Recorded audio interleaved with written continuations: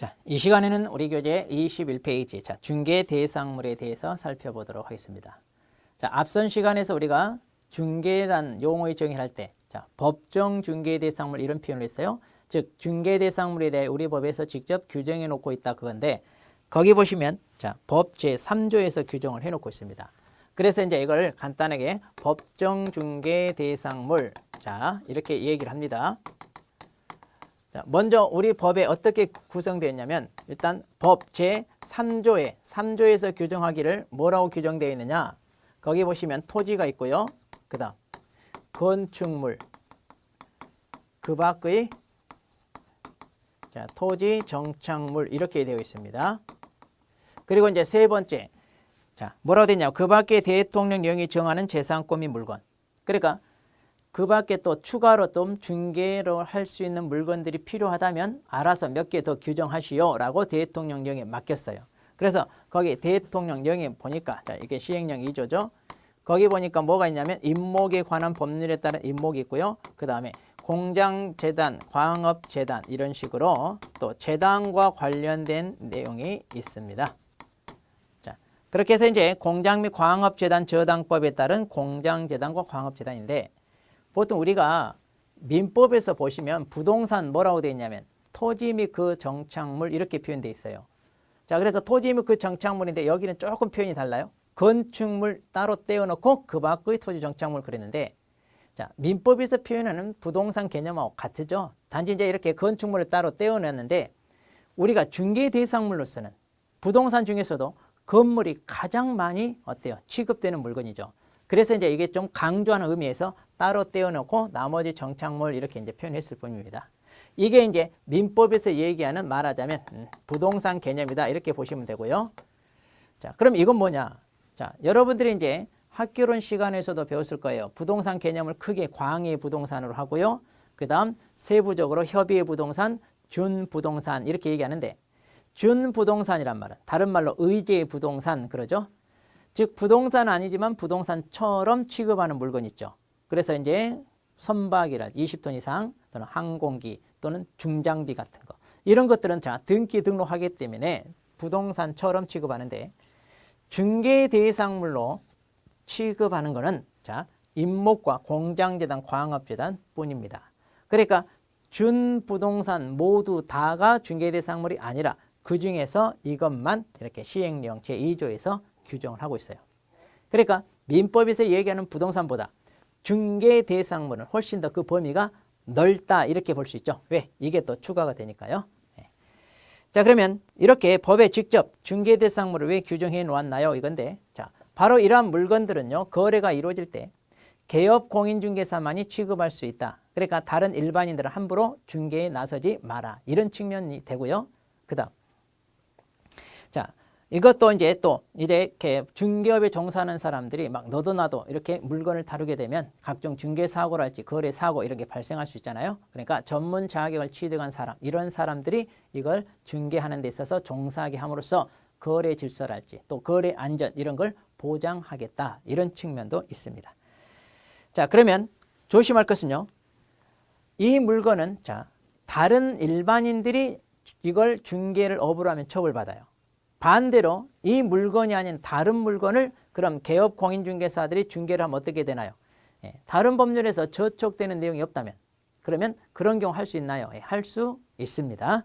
자 그런 구조인데 이거 나중에 겸업이라는 걸 얘기하면서 다시 한번 나올 거예요.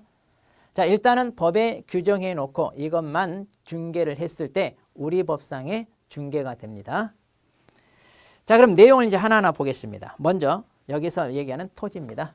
특별히 뭐 토지가 대표적인 부동산인데 거기 뭐 이런저런 얘기가 있습니다만은 자 민법이랄지 공시법에서 우리가 다 다루는 내용이기 때문에 가볍게 보시면 돼요. 자 뭐 토지 거래는 원칙적으로 필지 단위로 한다 이렇게 돼 있죠. 자 공시법령에서 이제 토지의 법적 거래 단위를 필이라는 표현을 써요. 필. 자 그런데 이제 평상시 우리가 뭐 평 그다음에 제곱미터 이런 말을 쓰지만 자 정식 법률 용어로서는 이제 필지 단위로 하는데. 꼭 한 필지 전부를 거래 대상으로 합니까? 그게 아니라 한 필지 일부도 가능해요. 왜냐하면 거기에 용익물권을 설정하거나 임대차 계약을 한다 이런 경우에는 가능하기 때문에 한 필지 일부도 거래 대상이 됩니다. 네. 자, 페이지 넘겨서요. 자, 토지는 이제 다양한 이름이 많죠. 우리가 무슨 부지 이런 표현도 있고 또 공시법에 보면 지목이다 해가지고 28가지가 있는데 뭐라고 부르든 간에 토지는 대표적인 부동산이고 자, 거래 대상이 되는 중개 대상물이다. 그 다음에 이제 건축물 그랬습니다. 자, 그러면 이제 건축물은요. 자, 이것은 건축법상의 개념인데 순수한 건물과 그 다음에 거기에 딸린 부속물들 또는 뭐 공연장이랄지 또는 송전탑이랄지 이런 거 다 포함해서 건축물 그러는데요. 우리가 중개 대상물로서 삼는 거는 순수하게 건물 그 자체만 놓고 살펴보도록 합니다. 자, 그러면 건물은 어떻게 거래가 이루어지나요? 자, 보통 건물은 동이란 단위를 써요. 그래서 건물 한 동 단위가 이제 거래 대상이 되는데 꼭 한 동 단위로 거래가 이루어져야 됩니까? 한 동 일부는 안 됩니까? 아니요, 돼요. 그래서 거기 한 동 일부라 하더라도 구조상 이용상 독립된 것이라면 중개 대상물이 될 수 있다 그랬죠? 그래서 요즘에 이제 집합 건물, 아파트나 다세대 빌라, 연립주택 이런 거 있잖아요. 한 동 전체가 거래가 이루어지기는 어렵죠. 그래서 101호, 201호, 301호 이렇게 독립된 구분 세대가 나눠져 있는 이런 세대가 있다면 그게 하나하나가 다 거래 대상이 되겠죠. 그 다음에 거기 니은번에 보시면 이제 건물 같은 경우는 공시를 요하지 않으므로 그랬어요. 자, 여기에 보시면 토지도 그러고요. 건축물도 그러고요. 자, 부동산은 우리가 공시 기능으로서 등기를 하게 돼 있잖아요. 그런데 그런 걸 갖추지 않으면 어떻게 되나요? 상관없어요. 왜? 거래가 이루어지기 때문에 우리가 중개 대상물로 삼을 수 있습니다. 자, 그래서 자, 등기 여부는 상관없고요. 또 건물 같은 경우는요. 무허가, 불법 건물 이런 것 주변에 많아요. 자, 그래서 원래는 건축 허가를 받아 적법하게 지어져야 되는데 그렇지 않았다 하더라도 자, 건축물 같은 경우는 일단 눈에 보이는 존재하는 형태가 있잖아요. 자, 그래서 얼마든지 거래가 이루어집니다. 자, 그래서 건물은요. 무허가, 불법 건물도 거래 대상이 되기 때문에 중개 대상이 된다. 이렇게 보시면 됩니다. 자, 그러면 건축물을 제외한 토지 정착물 그랬어요. 그럼 여기서 얘기하는 토지 정착물이라는 게 원래 뭐냐면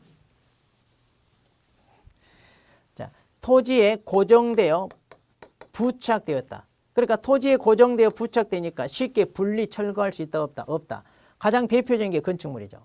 자, 그러면 건축물을 제외한 나머지 정착물 그랬는데 여기서 토지 정착물이면 그럼 다 중개 대상물이 되나요? 아니요. 중개 대상물이 되지 않는 것. 즉 토지의 일부분으로서 그러니까 토지 부합물 종물로 취급되는 것. 자, 이런 것들은 중개 대상물이 아닙니다. 자, 그래서 토지상에 있는 바위돌이랄지 담장이랄지 또 임야 같은 데 보면 나무들, 별, 잡목들 이렇게 가치가 없는 이런 것들. 이런 것들은 토지 소유권의 일부로 취급돼요. 자, 그러니까 그것만 독자적으로 독립된 물건으로 취급되지 않기 때문에 중개 대상물이 안 되고요.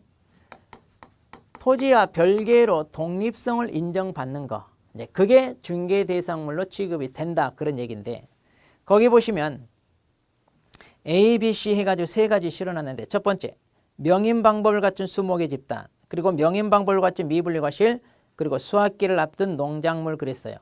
뭐 그렇게 출제 비중은 없습니다. 우리 주변에 흔하게 보이는 거 아니니까. 자, 그런데 거기 첫 번째 명인 방법을 갖춘 수목의 집단. 자, 이것만 간단히 설명하죠.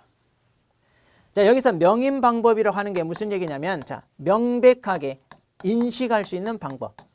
그러니까 이거 내 거야 라고 표시를 했다는 얘기입니다. 누가 보더라도 아, 이거 임자가 이 사람인가 보다 이렇게 알 수 있게끔. 자, 그런 식으로 표시를 했을 때는 이때는 토지와 별개의 독립한 물건으로 인정해 주겠다 이건데 대표적인 게 이제 명인 방법을 갖춘 수목의 집단입니다. 뭐냐면 자, 임야가 있어요.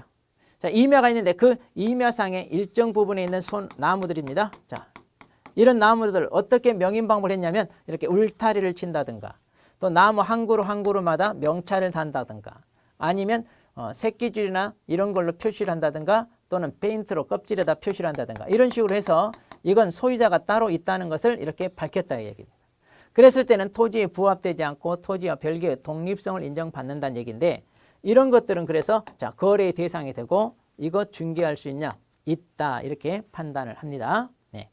그런데 거기 가로 안에 소유권 대상만 가능하다. 그런데 무슨 얘기냐면 자, 이런 명인 방법은요. 이 명인 방법이라는 게 명확하게 공시 기능을 담당하지 못해요. 오늘날 등기 제도와 달리 옛날에 관습적으로 인정되던 공시 방법인데 쉽게 훼손이 가능합니다. 그러니까 뭐 이거 뜯어버린다든가 표시해 놓은 것을 없애버린다든가 이래버리면 확정하기 어려워요. 자, 그래서 이런 물건은 저당권의 객체는 삼을 수 없다. 그런 얘기입니다. 그래서 사고 팔고 할 때 소유권 대상만 된다. 지금 그런 얘기예요. 자, 뭐 나머지 그렇게 좀 볼 필요는 없습니다. 잘 출제되는 것도 아니에요. 이것도 우리 주변에 흔한 것도 아니고요. 그래서 자주 출제되지는 않습니다. 단지 토지 정착물이란 이 말이 우리 법조문에 있다는 말. 따라서 토지 정착물은 중개대상물이 된다. 단 다 중개대상물이 되는 게 아니라 토지 일부분으로서 부합물, 종물 역할을 하는 것들은 이것은 아니고 토지와 별개의 독립성을 인정받는 거다. 그런데 그중에 대표적인 게 명인방법을 갖춘 수목의 집단이다. 자, 이렇게 정리하시고요. 자, 그러면 이제 여기 시행령에서 인정하고 있는 나머지 세 가지 살펴보도록 하겠습니다. 자, 그럼 먼저 임목입니다. 자, 그럼 임목이라는 게 뭐냐면요. 자, 토지가 있습니다. 그럼 이렇게 토지사기에 자라고 있는 수목의 집단이 있습니다. 그럼 이러한 수목의 집단을 어떻게 했다는 얘기냐? 따로 등기를 했다는 얘기예요. 자, 그런데 이제 등기를 하기 위해서 이제 절차상으로 임목 등록 원부에 먼저 등록을 하고요. 그리고 소유권 보존 등기를 합니다.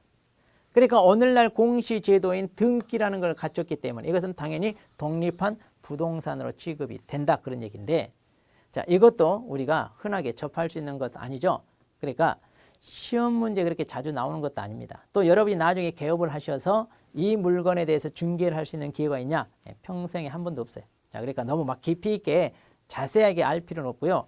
여기 있는 내용 중에 이해하는 정도로만 여러분이 정리하시면 됩니다. 자, 그럼 먼저 동그라미 1번부터 보죠. 토지에 부착된 수목의 집단에 대한 임목법에 따라 보존 등기를 한 것을 말한다. 자, 이렇게 보존 등기를 했을 때는 독립한 부동산이기 때문에 자, 이것은 소유권과 저당권 객체된다. 자, 조심할 것은 임목은 등기라고 하는 공시 기능을 명확히 갖췄기 때문에 저당권 객체도 된다는 얘기입니다. 즉 이걸 담보로 돈 빌릴 수도 있다. 그런데 아까 명인방법을 갖춘 수목의 집단은 어때요? 소유권의 객체가 되지만 저당권 객체는 안 된다고 그랬죠? 왜? 특정하기 어렵다. 쉽게 그 명인방법이라는 게 훼손이 가능하기 때문에 그랬어요. 자, 그 다음에 동그라미 2번을 봅니다. 자, 임목으로 소유권 보존 등기를 받을 수 있는 수목의 집단은 자, 먼저 임목 등록 원부에 등록된 것에 한하며 그런데 절차상으로 먼저 이걸 하고 그리고 등기를 하기 때문에 그래요. 그래서 먼저 등록을 해라. 자, 그런데 수종, 수량 제한이 없고 한 필 토지 전부 또는 일부에서 자락은 이것도 상관이 없다. 이 말은 등기를 할 수 있는 나무는요. 종류도 상관없고 개수 상관없어요. 또 한 필 토지 전체에 자라고 있느냐 일부만 자라고 있느냐 이런 거 안 따진다 그런 얘기입니다. 다음 세 번째. 임목이 생립한 토지 위 소유권 지상권 처분의 효력은 임목에 영향을 미치지 않는다. 쉽게 말해 토지 소유자는 갑이고요. 임목 소유자가 을이라고 합시다. 토지 소유자가 이 토지를 병에게 처분해요. 그럼 보통 토지 위에 있는 이런 것들은 부합물로 취급해요. 별 얘기가 없으면 소유권이 넘어간다 우리가 이렇게 배워요. 그래서 임야를 처분할 때 임야상에 있는 나무들 자, 이런 것들은 별 가치가 없으니까 소유권이 같이 넘어갑니다. 그런데 이것은 등기를 하여 독립한 부동산을 취급해요. 당연히 여기 이 임목도 그럼 매수인 병한테 넘어갑니까? 아니요. 이건 넘어가지 않죠. 그러니까 이것은 별개다. 그래. 별개의 물건이다. 그 얘기입니다. 자, 그러면 이제 임목을 목적으로 저당권이 설정됐을 때. 자, 그러면 이제 이 임목을 담보로 제공하고 돈을 빌리면서 자, 이렇게 저당권을 설정했을 때의 얘기인데 어떤 효력이 인정되나요? 자, 첫 번째. 기여. 자, 임목을 담보로 저당권 설정하고자 하는 경우에 사전에 그 임목을 보험에 붙여라. 자, 무슨 얘기냐면 건물 같은 경우는 쉽게 멸실되거나 이러지 않아요. 그런데 자, 이 나무는 어때요? 성냥개비 하나면 다 불타서 없어집니다. 이렇게 담보 목적물이 소멸돼 버리면 저당권도 소멸돼요. 자, 그래서 이렇게 저당권자를 보호하기 위하여 저당권 설정할 때는 이걸 뭐해라? 보험에 붙인다. 즉 보험 들어요.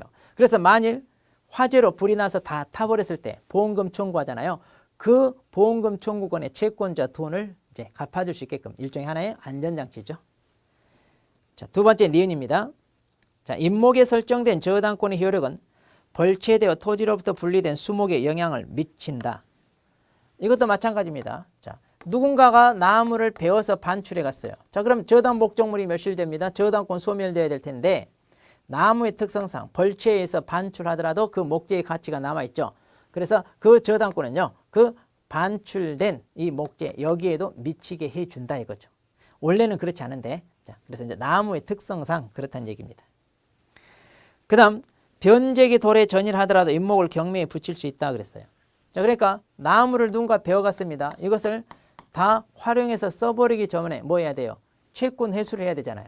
그래서 경매를 붙일 수 있고 그 경락대금에서 채권 회수해 간다는 얘기인데, 변제기가 도래해야 보통 채권자가 채권 변제를 받아가는데, 이런 경우는요 나무는 썩어버린다든가 빨리 가공해서 사라진다든가 이럴 수가 있어요. 그러니까 변제기 도래 전이라 하더라도 경매를 넘겨 거기서 경락대금에서 받아갈 수 있게끔 이제 이런 식인데, 변제기가 도래하기 전이라 하더라도 경매는 할 수 있지만 뭐든지 채권자는 변제기가 도래해야 채권 변제를 하기 때문에 수령을 해가기 때문에 변제기가 도래할 때까지는 이것을 공탁을 해서 맡겨둔다 그런 얘기입니다. 자, 그래서 변제기 도래하기 전에도 경매할 수 있다. 단 경락대금에서 바로 변제 받아갈 수 있는 게 아니라 변제기가 도래해야 되기 때문에 그때까지 공탁을 해둔다. 자, 그런 개념이에요. 자, 그 다음에 이제 디귿입니다. 저당권 실행 등으로 임목과 토지 소유자가 다르게 된 경우 임목 소유자는 법정 지상권을 취득한다 그랬어요. 자, 우리 중개사법 맨 첫 시간이 민법적인 얘기가 많이 나와서 이런 게 좀 부담스러운데, 나중에 민법에서 여러분이요 전세권, 저당권 파트 배울 때, 자, 여기서 말하는 법정 지상권 이런 걸 다 배우게 됩니다. 그러니까 이제 뭐냐면 토지 소유자와 임목 소유자가 같아도 되고요. 자, 이렇게 같습니다. 그런데 토지 소유자가 이것을 비용에게 처분했어요. 그랬을 때 토지 소유자와 그 다음 임목 소유자가 달라집니다. 그럼 이때 토지 소유자는 임목 소유자에게 지상권을 설정한 것으로 본다. 일종의 이런 겁니다. 나중에 민법에서 공부하시면 저절로 알게 돼요. 자, 그런데 5번은 좀 중요합니다. 자, 5번 무슨 얘기냐? 그럼 이렇게 토지 위에 자라고 있는 나무들이 임목인지 우리가 아느냐? 잘 몰라요. 그래서 이제 이걸 임목이라는 걸 표시를 해줘야 토지 거래할 때 이런 사람이 이것까지 자기 소유로 넘어온 줄 아는 이런 착각에서 벗어나죠. 자, 그래서 어떻게 표시를 해줄 거냐? 해당 토지 등기부 표제부에 임목 등기번호를 기재하여 임목 등기 사실을 표시한다. 그러니까 자, 이 토지 등기부 어디에다가요? 표제부에다. 표제부에 이 토지 위에 자라고 있는 나무는 임목입니다 라고 뭘 해라? 표시를 해 주어라 그 얘기입니다. 자, 그래서 갑구란 을구란이 아니라 어디다고요? 표제부에 등기 사실을, 즉 임목이란 사실을 표시해 준다. 자, 그 다음에 이제 오른쪽에 보시면 이제 자, 재단과 관련된 내용입니다. 자, 재단은요 공장재단, 광업재단 두 종류가 있는데 구조는 같아요. 자, 무슨 얘기냐? 이러한 재단이 등장한 것도 요즘 이제 산업사회가 발달하면서 등장을 했습니다. 자, 사업하는 사람이 돈을 빌려야 되는데 돈이 없어요. 자, 은행으로부터 돈을 빌려야겠죠? 그런데 은행은 그냥 빌려주느냐? 뭔가 담보를 제공해라. 이렇게 얘기해요. 그러면 이제 자, 자기가 가지고 있는 재산을 담보로 제공하고 돈을 빌려야 될 텐데 낱개로 하나씩 하면 돈이 안 돼. 자, 그래서 가치를 높이기 위하여 이걸 하나로 묶는다. 지금 그 얘기예요. 자, 그래서 공장재단을 예를 들면 공장재단을 구성하는 물건들, 즉 부동산도 있고 건물도 있고, 그러니까 토지도 있고 건물도 있고 공장 기계 뭐 이런 것들. 자, 공장 건물, 공장 부지, 공장 안에 기계, 또 뭐 차량 같은 거, 자, 기타 등등 해가지고 이걸 전체를 어떻게 하느냐? 이걸 전체를 하나로 묶는다 그 얘기예요. 이렇게 해서 이거를 한 개의 물건처럼 취급해서 뭘 하느냐? 등기를 합니다. 그래서 이걸 재단 등기라고 그래요. 자, 이런 식으로 하나로 묶어가지고 재단 등기를 하게 되면 이제 이걸 재단이라고 불러요. 그러면 이제 이것은 이 전체가 한 개의 물건처럼 취급된다는 얘기죠. 그렇게 해서 이제 이것을 저당권 설정을 하겠다. 이거예요, 이거. 그래서 이제 우리가 이것도 중개할 수 있다는데, 이거 뭐 중개할 수 있는 기회가 평생에 단 한 번도 있냐? 없어요. 그러니까 자세히 알 필요는 없고요. 자, 이런 재단도 중개 대상물이다. 자, 그래서 이 재단을 저당권 설정하고 돈을 빌릴 때 우리가 중개할 수 있다. 그런 얘기예요. 자, 그래서 이제 거기 동그라미 1번. 자, 소유권 보존 등기를 하면 독립한 한 개의 부동산처럼 취급된다. 자, 그래서 소유권과 저당권 객체가 된다. 그러니까 사고 팔고 대상도 되고 저당권 설정하는 대상도 되고. 두 번째, 재단 전체가 중개 대상물이 된다. 그렇죠?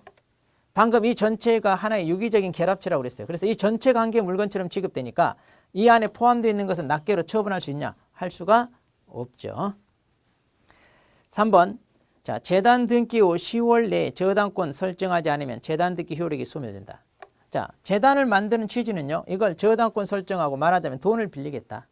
그 목적이거든요. 그러니까 재단 등기를 하게 되면 언제까지? 10월 내에 자, 그러니까 이것을 말하자면 10월 내에 저당권 등기를 해라. 그렇지 않으면 등기 효력은 없어진다. 그러니까 이렇게 묶어놓은 게 다 효력이 의미가 없다. 그런 얘기죠. 그 다음 4번. 자, 이것도 조심할게. 자, 여기서는 가장 중요한 게 이거. 자, 이렇게 재단에 포함되어 있는 물건들 중에 건물이랄지 공장, 부지 같은 토지는 자체가 부동산입니다. 그럼 이 자체 부동산을 몰래 빼돌려서 팔아먹겠다. 이럴 수 있잖아요. 자, 그래서 이렇게 재단에 속한 것은 재단에 속하였다는 취지를 써주어라. 어디? 해당 등기부에다. 그래서 각각 등기부 어디에다? 상당구 사항란에 재단에 속하였다는 취지를 기재해 줍니다. 그래서 이제 행여나 이것을 몰래 빼돌려서 팔아먹더라도 재단에 속하였다는 것을 알게 함으로써 이런 걸 막겠다. 그런 얘기죠.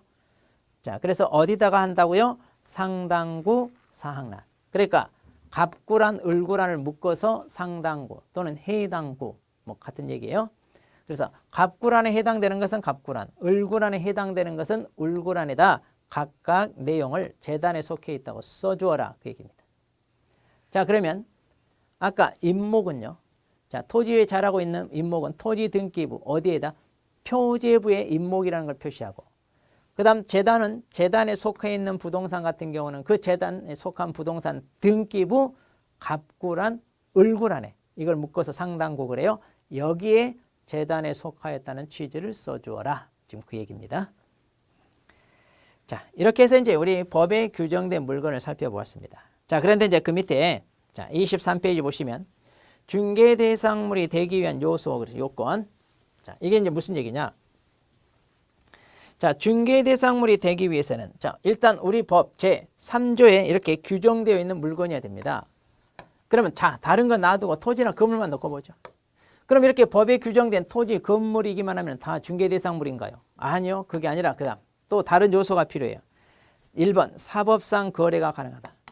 그러니까 이제 사법상 거래가 가능해야 된다. 이 말은 사적 소유가 인정되어 자유롭게 사고 팔고 할 수 있어야 돼요. 그래야 우리가 중개를 합니다. 자, 그러니까 당연한 얘기입니다. 그래서 사법상 거래가 가능해야 되고요. 그다음 거기 밑에 이제 박스를 보시면 그럼 사법상 거래가 가능하다는 얘기는 사적 소유가 인정돼야 된다는 얘기고, 국가나 지방자치단체 소유 물건은 개인이 자유롭게 사고 팔고 할 수 있는 물건이 아니기 때문에, 즉 국유나 공유재산은 중개대상물이 아니다. 그래서 시청 건물이랄지 도청 건물 같은 경우는 건물이지만 개인 게 아니니까 그런 건물은 중개대상이 되지 않는다.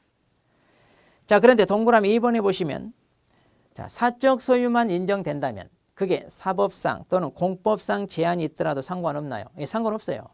자, 개인이 가지고 있는 토지가 저당권이 설정되어 있습니다. 그래도 사고 팔고 하죠? 예.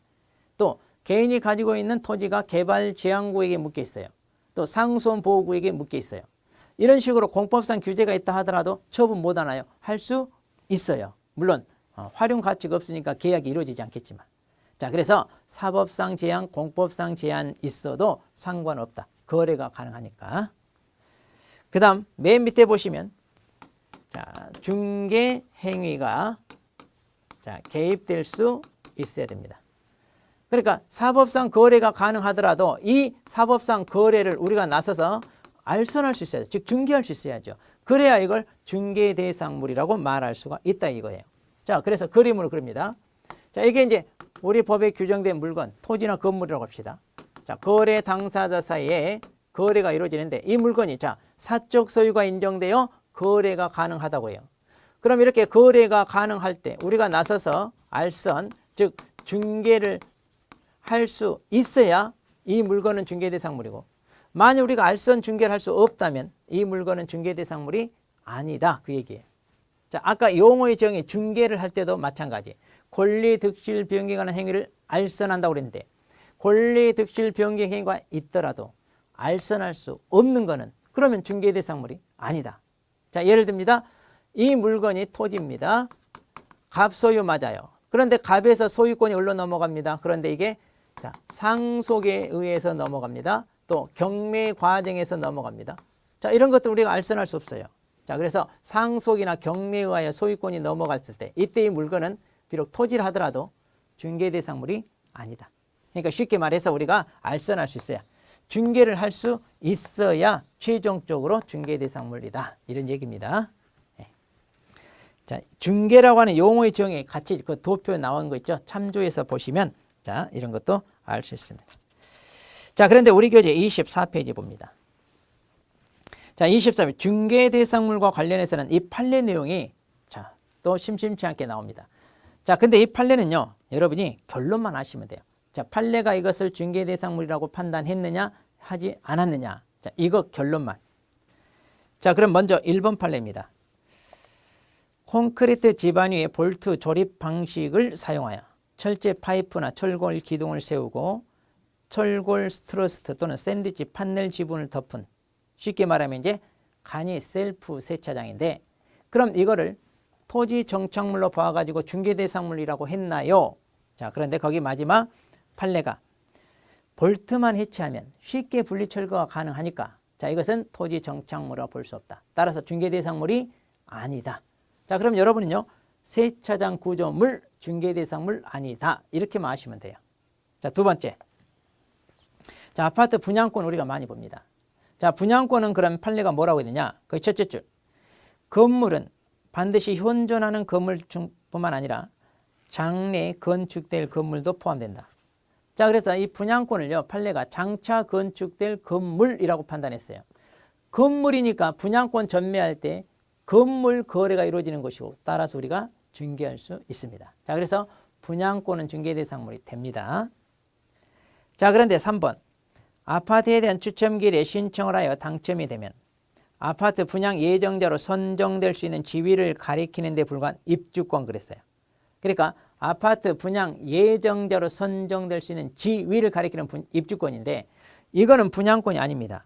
그러니까 이제 한마디로 분양을 받기 위하여 미리 이렇게 선점하는 지위를 가리키는 거예요. 그렇기 때문에 이것은 자, 건물이 아니고 따라서 중개대상물이 아니다. 판단을 이렇게 한 겁니다. 자, 그런데 그 밑에 자, 삼각 표시 보세요. 도시및 주거환경정비법에 따른 관리처분계획 인가로 인하여 취득한 입주자로 선정된 지위를 가리키는 입주권이 있어요. 이것도 입주권이라는 표현을 씁니다. 소위 정비법상 입주권인데 바로 여기서는 재건축, 재개발 입주권을 가리켜요. 이걸 가서 이제 실무에서는 조합원 입주권 이렇게 얘기하는데, 자, 표현은 입주권이지만 이거는 분양권하고 같은 개념이에요. 자, 그래서 이 입주권은 거래 대상이 되고 우리가 중개할 수가 있습니다. 자, 그러니까 입주권이라고 했을 때는 정비법상 재건축, 재개발 입주권인지, 그 다음 아파트 분양 예정자로 선정될 수 있는 지위를 가리키는 입주권인지 이걸 구분하셔야 됩니다. 자, 네 번째. 자, 주택이 철거될 경우 일정한 요건 하에서 택지개발지구내 이주자 택지를 공급받을 수 있는 지위를 가리키는 대토권. 자, 이것도 판례가 중개대상물이 아니다. 자, 그러니까 결론만 하시면 돼요. 그 다음에 5번. 영업용 건물의 영업시설, 비품 등 유형물이나 거래처, 신용, 영업상 노하우 또는 점포 위치에 따른 영업상 이전 등 무형의 재산적 가치는 중개대상으로 할 수 없다. 그렇죠. 무형의 재산적 가치는 부동산이 아니잖아요. 자, 그래서 중개대상이 아니다. 자, 그 다음에 마지막입니다. 자, 소유자가 기존 건물에 증축을 한 경우 증축 부분이 구조상, 이용상 독립성을 갖추었다 하더라도 소유자의 구분 행위가 있어야 비로소 구분 소유권이 성립한다. 자, 소유자가 증축을 했을 때는 뭐가 있어야 돼요? 자, 물론 독립성 있어야죠. 즉 구조상, 이용상 독립되어 있어야 가지고 자유롭게 이용할 수 있어야 되는데, 그것만 가지고 안 되고 뭐가 있어야 된다? 구분 행위가 있어야 된다. 이 말은 무슨 등기 따로 해라 그 말이에요. 자, 그래서 소유자가 증축했을 때는 등기를 해야 구분 소유권이 인정되고, 자, 그 밑에 이제 화살표입니다. 임차인이 임차 건물에 그 권원에 의하여 증축을 했을 때, 불법 증축이 아니죠. 자, 이랬을 때 증축 부분이 구조상, 이용상 기존 건물과 구분되는 독립성이 있다면 이때는 구분 소유권이 성립한다 그랬죠. 즉 구분 행위가 따로 있어야 되는 게 아니고 바로 구분 소유권이 인정이 된다 이겁니다. 그럼 여러분은 소유자가 증축했을 때 자, 임차인이 권은희에 증축했을 때를 구분하셔야 되겠죠. 네. 자, 이렇게 해서 이제 중개 대상물은요. 자, 판례에서 다루는 것과 또 우리가 보통 중개 대상물인지 아닌지 판단해봐라 해가지고 사적 소유가 인정되는 건지 아니면 국가나 공적 소유가 되는 건지 이것을 구분해가지고 출제를 내거든요. 자, 그런데 그렇게 어렵지 않게 우리가 맞출 수 있습니다. 자, 이렇게 해서 이제 우리가 중개 대상물 파트 여기까지 살펴보도록 하겠습니다.